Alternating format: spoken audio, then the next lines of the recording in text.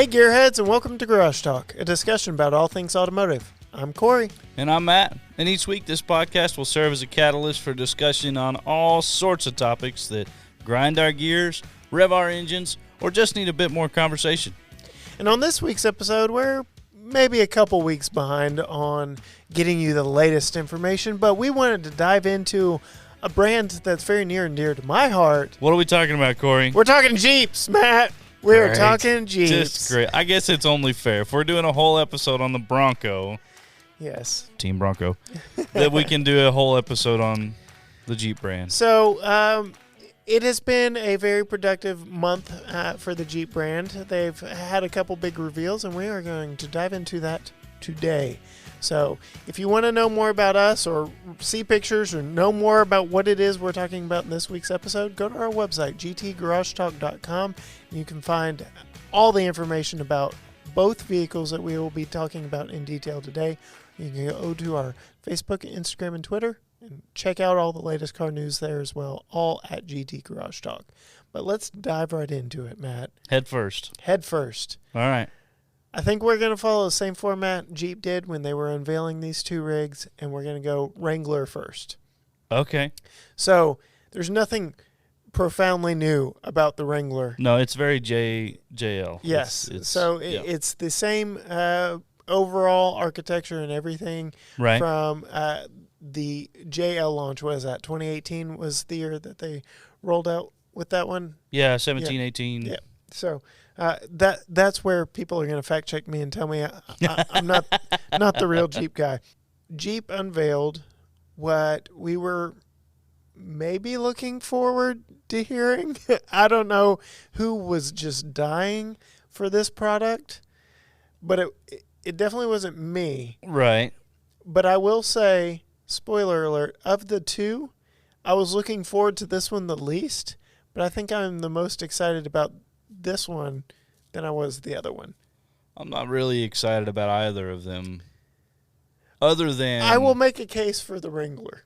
Okay. On all right. Over these next few minutes. I'll tear it apart when you're done, but go right ahead. That is the fun of this podcast. So, absolutely. Jeep announced the Wrangler 4xE, which I'm not crazy about the naming nomenclature of this one either, but it's consistent. They've got a few other electrically assisted vehicles in their lineup.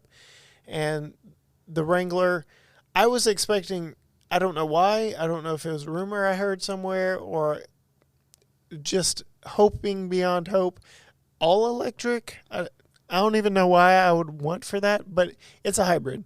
Right. It's 4xE, it's a hybrid. Well, and I think that was probably my biggest letdown also. I don't know if I heard the same rumor or what, but definitely was looking forward to having an all-electric, and I think it would have been much more impressive and much more capable Wrangler JL. Right, and I understand why they didn't go all-electric, and they alluded to it in their big reveal on YouTube before they even really got to the specifics of it, in that they said zero range anxiety. That was like one of their selling points before they really got into the details of it. And at that point, I was like, okay, well, we aren't talking full electric here. It's going to be a hybrid. Right. In episode 25, I was fortunate enough to be on a call with a vice president in FCA, soon to no longer be FCA, but Stellantis. We'll just let you go and listen to episode 25 for all the details behind that one. But I was on a media event with a vice president of FCA and was able to ask specifically what the future of electric and Chrysler and Hellcats and all that looks like. Because you and I have joked about it. FCA is Hellcat, all the things. But all the 700 plus horsepower engine in as many things as possible. Right. And since that episode, they've, wouldn't you know it, unveiled the Ram TRX. Would you look at that? Has the Hellcat engine underneath it. Oh, my goodness. Who would have thought it? I'm so over Hellcat everything. So over it. But if you got to drive one, Would you be over it at that point? I mean, I'm not saying I'm turning down the opportunity to drive one. Right. I'm just saying, like, come up with something new. Yeah. Like change the formula a little bit. So in this press conference or this media event that I got to do as a part of the Texas Auto Writers Association, I was like, look, we're seeing some amazing things from electric vehicles, and he didn't completely shut it down. He made it clear that there wasn't anything imminently in the works, all electric, and I think we are beginning to really see how far FCA is currently into the electric world and just what they're unveiling. So we've got 3 4xEs from the Jeep brand now.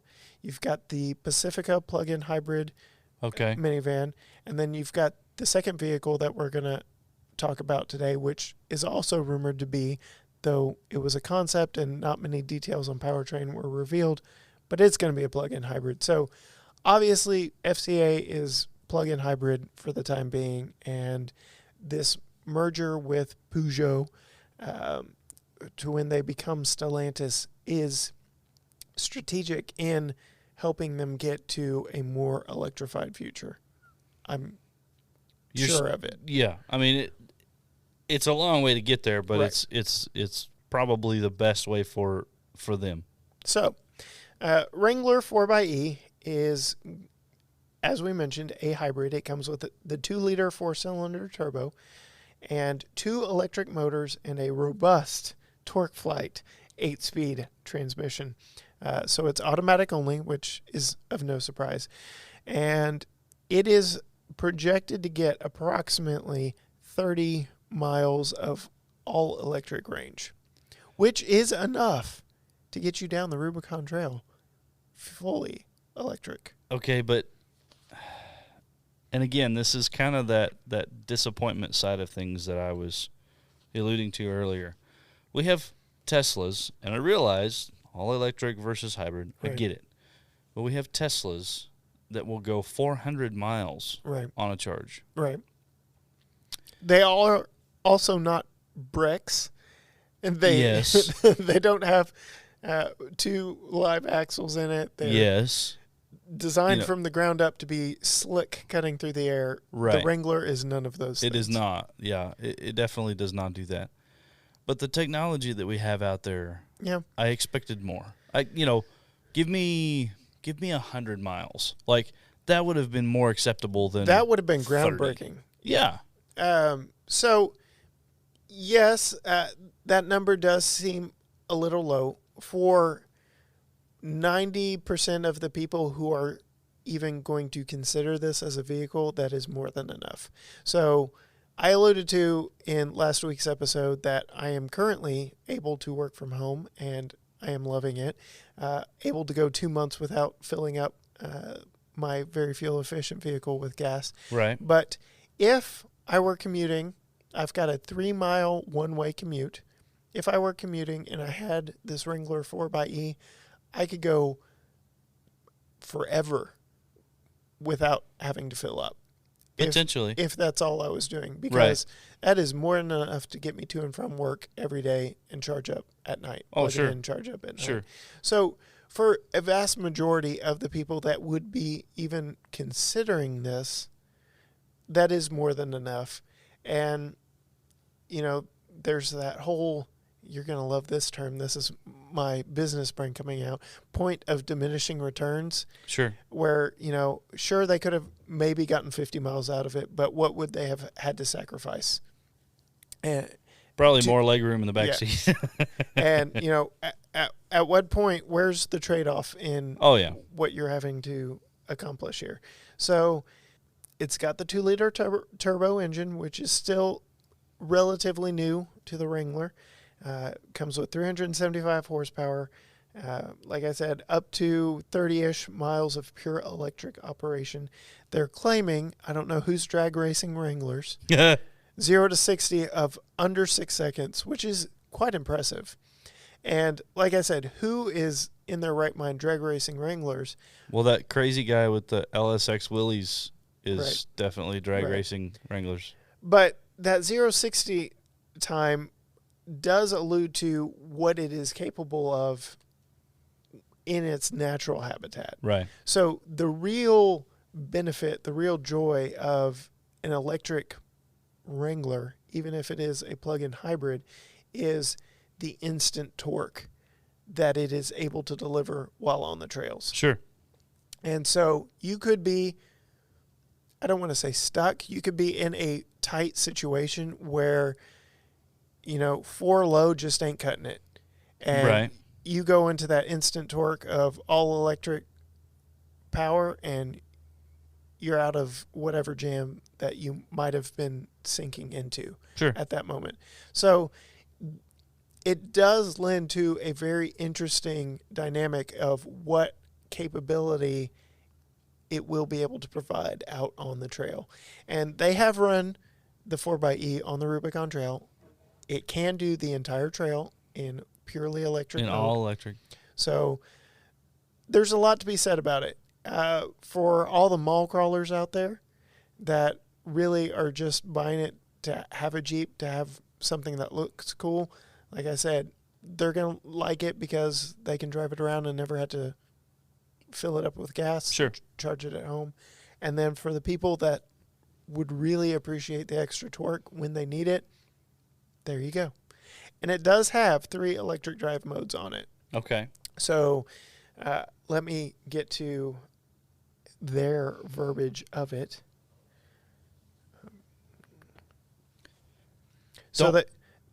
Don't misunderstand. I appreciate what they're doing with the hybridification, right? Yes. Hashtag hybridification. That's right.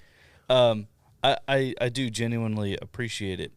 I don't know. It's probably some of my Team Bronco coming out. Hashtag Team Bronco coming out a little bit. My bias to an extent. But I don't know. I expected more. It just wasn't. Yeah. All right. So they do have 3 selectable drive modes. Okay. It's default mode, hybrid. Right. So default mode blends torque from the 2-liter engine and the electric motor. In this mode, the powertrain will use the battery power first and then add power from the 2-liter turbo 4 when the battery reaches a minimum state of charge. So just like your Prius or anything else, it's going to use the electric first. Did you just compare a Wrangler to a Prius? Yes, I did. That's travesty, isn't it? That's horrid.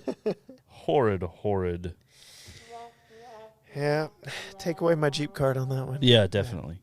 So mode number 2 is all electric, and it is completely and totally electric drive at this point. Electric power only until the battery reaches a minimum charge or the driver requests more torque, such as wide open throttle. In those situations, the 2-liter turbo is going to kick on and say, all right, here you go. Right. I acknowledge that you need more than what the electric energy can give you. Here's all 400 and whatever. Yes. Yeah. And then e-save. And that is primarily the opposite of the hybrid. It uses the 2-liter 4-cylinder for all your propulsion and saves that energy until you absolutely need it. And I can see this is what most wheeling is going to be using. You're going to be driving around off-roading in e-save mode until you really need it. And just like 4-low used to be the best bailout mode of your 4-wheel drive, now you hit that electric button and you have that instant torque and are able to get out of any jam. There are some practical applications to it, I will say. Oh, yeah. No, I have not placed a deposit on mine. No, I haven't gone out and signed one up. I have not even talked to Holly about, babe, we really need this.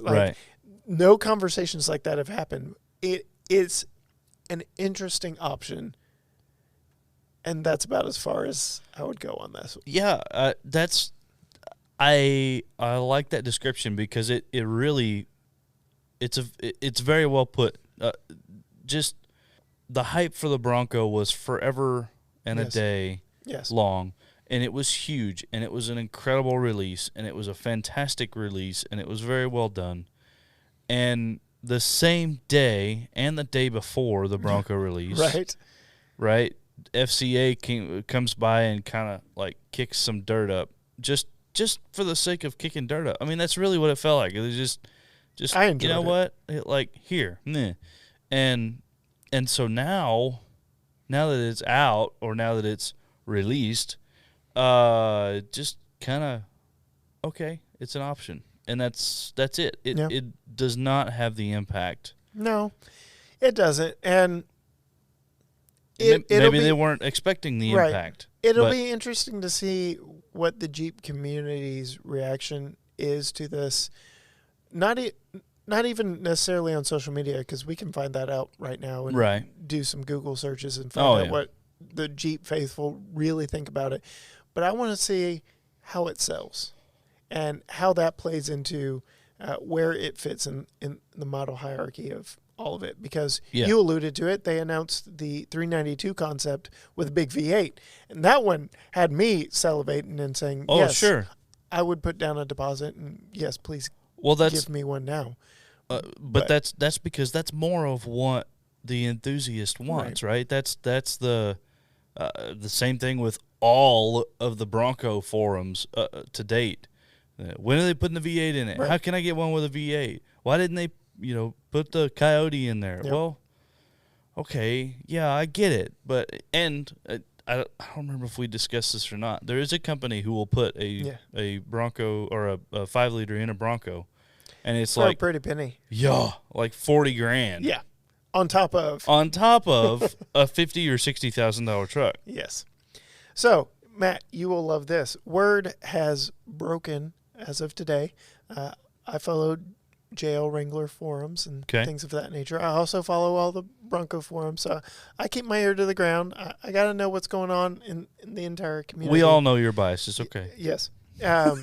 This is actually a few days old, so I will say that. And by the time this episode airs, it's really old. So this is from September 4th. We'll just go ahead and say that. Whoa. All the way back in September 4th. Okay. Yes. So the head of Jeep in North America, Jim Morrison, did an interview and let it, I don't know, spill is the right, he let it be known that Jeep is actually building solar charging stations on the trails for Wranglers, for the Wrangler 4xEs. Wow. So they are really diving in deep to the fact that the Wrangler faithful community are actually going to be buying this 4xE and using it for that instant electric torque. Right, or for the Cybertruck who might find their way onto a Rubicon trail. That would be interesting. Yeah. So being that they're solar, they're not going to be super fast charging, I couldn't imagine. Right. And then once you deplete them, they're gone. So it'll be really interesting to see how they make it work. But that was one of the things in the build-up and the lead-up to the announcement of the 4xE. I'm like, how is this actually going to work, an electric Wrangler? Because what you want a Wrangler for takes you completely off the grid. Right. And there are places to this day that I would go on vacation with our Jeep Cherokee or even my little Cruise that I could not drive an electric vehicle because there's not charging between here and there. Right. So I'm like, how is this going to work? So this kind of answers that question in that there's going to be some solar charging stations out on the trails, which very interesting. And it's different. Yep. So that was the first of the two big announcements from FCA and Jeep in particular. Yeah. Of new vehicles, new exciting vehicles coming from them. And like I said, leading up to it, I was less excited about that one and more excited about this one. Right. And this one, meaning the Jeep, well, I can't even really phrase it that way. The Wagoneer and the Grand Wagoneer are back. And the reason I kind of stuttered in how I phrased it is there are a few Easter eggs of the Jeep logo on this concept. It's officially a concept vehicle, but across the hood and across the tailgate, no prominent Jeep badging. And that's because even their press release here says Wagoneer returns as a premium extension of the Jeep brand. So it's not even a Jeep. Well, that makes me even more nervous about it. Like, so I was sitting. It was after routes that morning, and I realized that it was time for that to come on. So I pulled it up on my phone. I was watching for a few minutes, and myself and the other mechanic were, and it like they released it, and it was like, well, that's it. Like, there was definitely a lot of build up for this one because the Wagoneer name is very iconic. Yeah. And has only picked up steam in the last 4 or 5 years with, I know I'm a fan, I don't know about you and your wife, but This Is Us show on NBC features my wife loves it very prominently a Grand Wagoneer, and there I alluded to it in my article on our website, gtgaragetalk.com. Shows like that, movies like Without a Paddle. Are you a fan? That's a good one. I vaguely remember that one, yeah. But they load up in a Grand Wagoneer and go off on a canoeing adventure or misadventure, as the case may be. But it's that thought, that mindset that, it's a perfect family vehicle. It's a perfect adventure rig. It was relatively unchanged for nearly 30 years. Right. So it was a very iconic vehicle. And therein lies I'm just going to go ahead and say it, my disappointment with what was delivered. Absolutely. Because to me, it seemed like, and this is just me, personal opinion, don't hate me, Jeep, corporate, FCA, but to me personally, it felt like they were designing a premium 3-row Jeep, not a Grand Wagoneer. I completely 100% agree. And I go into this in my article. I list 3 or 4 bullet points of things, minor changes that they can make that would make it a more heritage-inspired vehicle. They're closer to the mark with this than Chevy is with their current Blazer. Oh, I will absolutely. say that. Yes, so most definitely. For anyone who's calling me a hypocrite for not liking this being called a Grand Wagoneer and knowing my feelings on the Blazer, I still would love to have a K5 Blazer, 1986, somewhere around. That is my East Texas redneck coming out in me. Yes, I want a K5 Blazer. The current Blazer is a travesty to that name. It's still a capable vehicle for what it is, but no, it should not have been named a Blazer. And don't get me started on the Trailblazer. No. Well, I think no. I think just exactly like you said, the same could be said for the Grand Wagoneer. If you want to make a full size, and maybe a little more than a full size, right, based on what we've seen, 22-inch wheels, and they look mini. I mean, they look small on this rig because of how big this rig is. Yes. But if you want to make a full size, 3rd row luxury SUV, let Chrysler do it. Yeah. And they tried that with the Aspen and flop. Well, and it was based on the ugliest Durango I want ever. to say that was a Daimler issue. Yeah. That was not FCA. That was Daimler Chrysler. That was a bad time for that car company. Very much so. But seriously, like, Chrysler's got nothing right now, by the way. Yeah. They've got the Pacifica and the 300, but yeah. Just don't call it a Grand Wagoneer. Like, it is the... I almost wonder if they should have resurrected the Commander name or just come up with something completely just call it altogether. If you want to do this under Jeep's name, do not call it a Grand Wagoneer, because, and like you said, the Wagoneer and the Grand Wagoneer were like tall station wagons. Right. That's really, I mean, and that was kind of the progression that they had. So they rode nice. You could pull with it if you wanted to. Yep. And they had plenty of room for everybody, and they had a V8 under the hood. Yep. Like, those were the components that made up this Grand Wagoneer, and it was all-wheel drive or 4-wheel drive. Right. This thing is, I feel like they had this name hanging out there, the Wagoneer, the Grand Wagoneer, this incredibly iconic thing, and and they said, okay, what can we do with this? How can we make this great? How can we, it's grand, it's huge, it's massive, it's a Grand Wagoneer. And they said, okay, well, let's make a Grand Wagoneer, but let's not make it like a Grand Wagoneer. Yeah, it's just, when I look at it, a lot of commenters, friends of ours, family of ours, and stuff like that have thrown out words like boring, unoriginal, Bland, uninspired, yeah, bland, generic, and rip off. So watching the reveal, some of the things that they touted was the forward-leaning grille, which they barely did. Right. Like, again, alluding to my article and everything in it, we are living in the age of larger-than-life grills on vehicles. Yes. And, like, look at some of the Lexus full-size SUVs. Their grills are massive. Yeah. And undeservedly so, because most of it is fake. And here you have got the Grand Wagoneer, and they went super conservative with the grill. And they went super conservative with the whole thing. Right. But the face, what you see, does not scream Wagoneer at all. And again, going back to my point that I feel like they were designing a premium 3-row Jeep, and then they tagged the Wagoneer name on it. Yeah.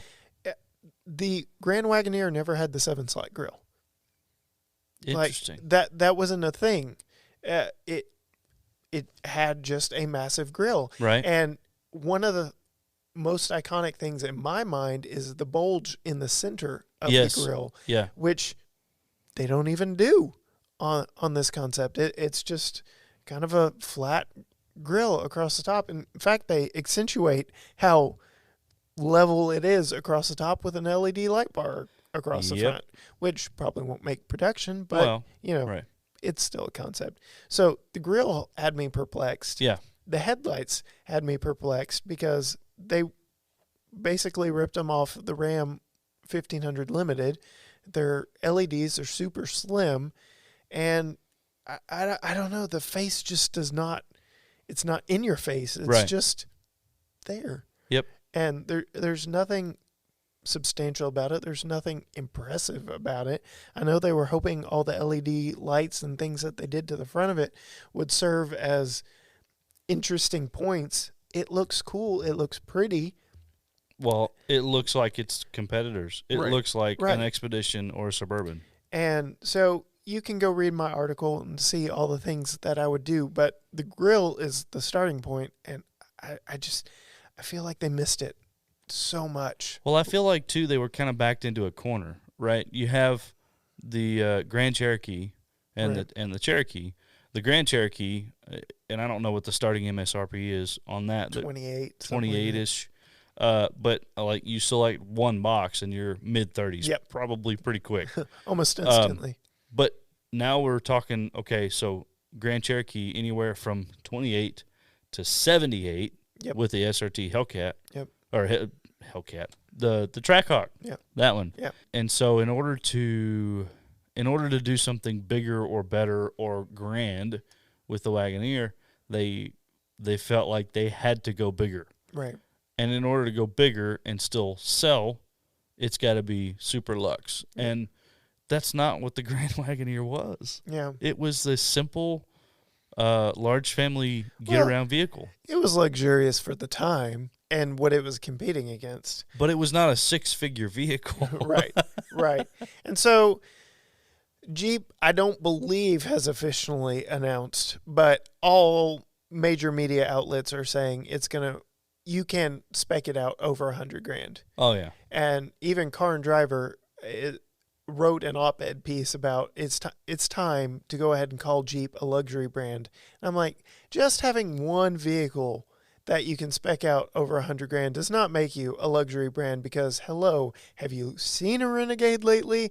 How can you call the company that pumps out Renegades and Wranglers a luxury brand? Because Renegade's tiny little thing, nothing special about it. It's basically a rebadged Fiat. And then the Wrangler, while the JL is the most luxurious the Wrangler has ever been, is by no means luxury. For crying out loud, you adjust the seat with the recline on a seat with a pulling a strap. That is not luxurious. It's not luxurious, but it's still a $70,000 Yes. off-road truck. Yes. But it's not luxurious. It's off-road. It's a wheeling rig. It's not luxury. Okay, So- I don't have $70,000 to go That's beat true. around in the rocks That's with. true. That's true. So, all that to say, it's a pretty SUV. It's a big SUV, as you Huge. alluded to the fact that it's riding on 22s and doesn't even look like it. You and I are on the same page that the name is not befitting of the vehicle. And Yeah. so I have had my ear down to the ground listening to, all the conversations around this one. And it's a mixed bag. I'm not going to lie. There are some Grand Wagoneer faithful that love it and are ready for the new challenges of it. I want to see one go off-road. Yep. I want to see one. With 22s. Exactly. Like, That's yeah. give me the stripped-down base version that's still So- $55,000 or $60,000. All right. And to that point. So the Wagoneer is still going to be around. What we saw was the Grand Wagoneer. okay, So they are going to have a quote-unquote entry level, and it is going to be the Wagoneer, and it's going to be more reasonably priced. It's the one you're going to see more of on the road, okay, which has me also scratching my head because, so like Chevy Tahoe, right, it's going to be a primary competitor of this. right. You can spec one out. They start at north of 40,000. Oh, now. yeah, easy. You can spec one up to just over 70, maybe touching 80 if you get the high country and all that. But you've got a 40 to 80K range here. Are you going to want a Wagoneer, which I'm sure is going to be competitive somewhere in the 40,000 range, and a 100+ thousand Grand Wagoneer looking very similar to one another going down the road? Does that cheapen the impact of your 100+ thousand SUV? Because that's why Cadillac exists. That's why GMC and their Denali brand exists. Sure. It allows you to take that platform and to go super upscale with it, and it's got different looks, and it has more exclusivity to it because Right. there are fewer Escalades on the road than there are Tahoes. Oh, definitely, definitely. I don't know. It's a very confusing product and launch, and everything about it has me scratching my head, wondering how this is truly going to play out in the long run. Yeah, I kind of dipped into the marketing element of it, and I know that's your thing, but for me, it really comes down to those price point elements, Mm-hmm. right? You have this name, you have this brand, this icon, and you want it to be everything that it was for 30 years, but you have to stay within this price point, Right. and I think they've priced themselves into a corner. I really do. So I've alluded to it a couple times already tonight, and this was presented to us as a concept. Very little details were given about the suspension. Very little, actually no details about the suspension. Very little was mentioned about the powertrain. It is going to be a plug-in electric. If you look very closely, you can see where the charge port is and things of that nature. But we don't know what the gas engine of this hybrid system is going to Probably be. a Hellcat. A Hellcat engine will probably find its way into this vehicle at some point. They haven't come out and said it, but all signs point to this is basically built on the Ram 1500 platform, like Chevy does, Chevy GMC does with the Tahoe Suburbans and Silverados of the world. Right. So basically, you're able to stretch the engineering dollars a little bit further with this one. But yeah, I don't know. I very mixed feelings about this one. I had such high expectations, and that's probably the downfall for me on this one. Yeah. Is that I let my expectations get built up so high, especially knowing what Ford is doing with the Bronco. I know this does not compete with the Bronco in any way, shape, or form, but Jeep is now competing very heavily with Ford Oh, definitely. on multiple levels, and this is going to have to go up against pretty good competitor in the Expedition. Oh, yeah. And very steep competition from General Motors, who owns the segment, outright owns the segment. Right. Ford Well, they've got is doing well, but General Motors owns the segment with the Tahoe, the Suburban, Yukon XL, and then Escalade and Escalade, what do they call it? ESV. the big one. The big one. And so essentially 6 different nameplates, all on the same platform with different levels of luxury. And man, they could have done so much more with it. Oh, yeah. And like I said, in my article on our website, you get a little more information about the specifics of this vehicle. We won't bore you with it on the podcast.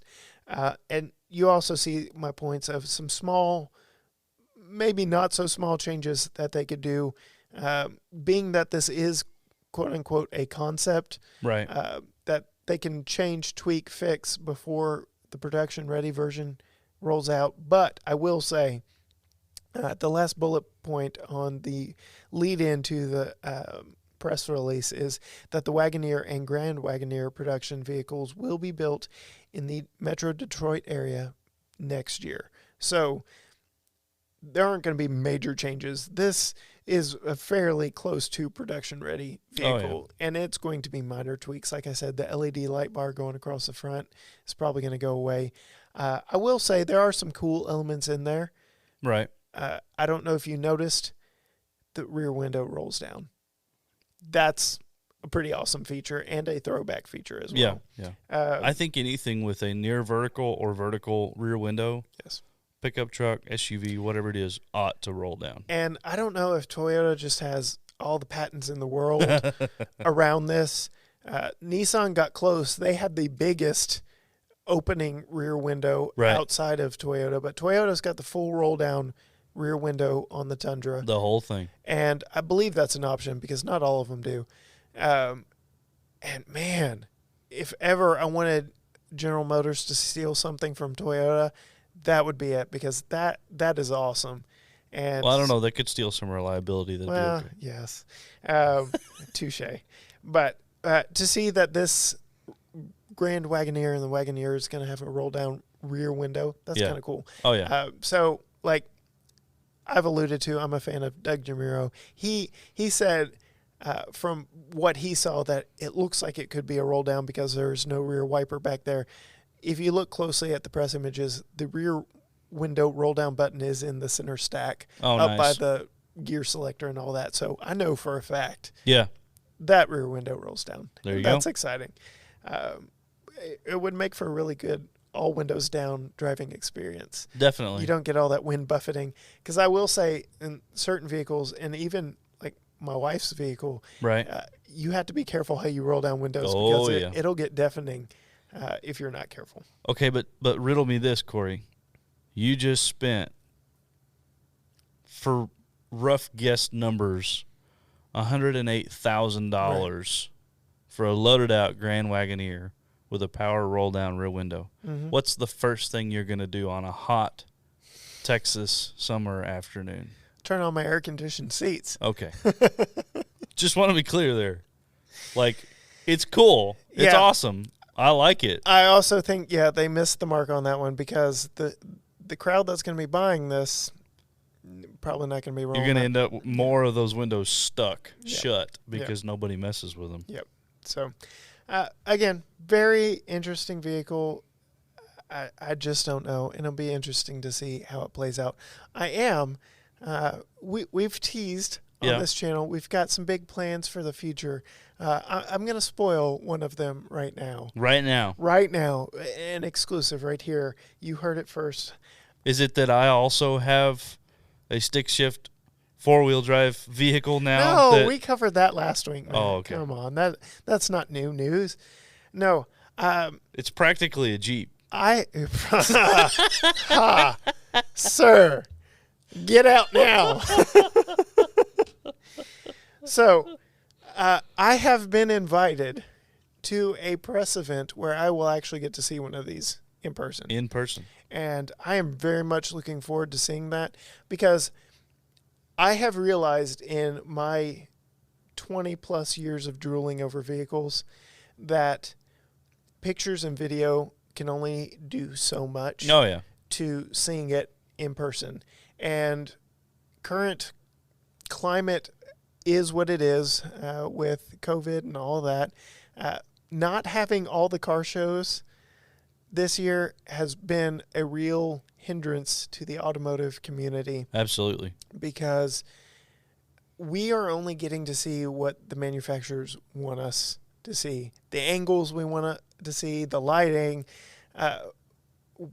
The automotive community is not getting to witness these vehicles in a show setting and from whatever angles they want.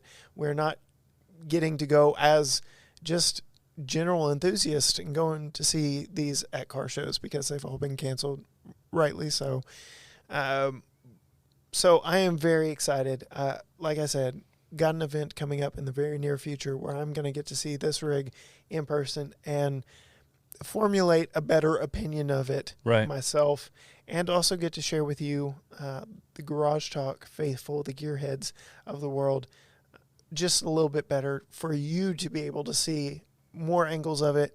And let me know, shoot us emails. What do you want to know? What do you want to see? Yeah. I'm going to ask as many questions as I can at this event. So let us know what more you want to know about this vehicle that isn't out in the public yet. And you're going to leave your rose-colored glasses with me, right? Yeah. As far as it goes with the Grand Wagoneer, I have no rose-colored glasses anymore.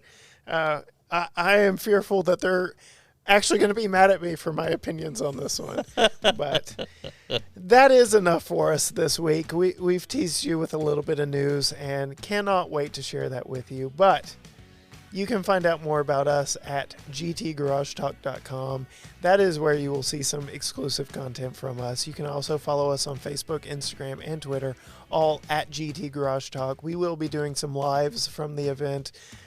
We will keep you as informed as we can with the tools at our disposal, and just want you to follow us. Like I said, shoot me all your thoughts and opinions. Let me know what you want to know, but looking forward to that. Pick on Cory as much as you can ahead of time so he has to ask all those goofy questions. Yes. Give me the hard questions to Hell ask. yeah. Oh, yeah. I'll do it. But again, gtgaragetalk.com for all your news and information and exclusive content from us. But until next time, bye.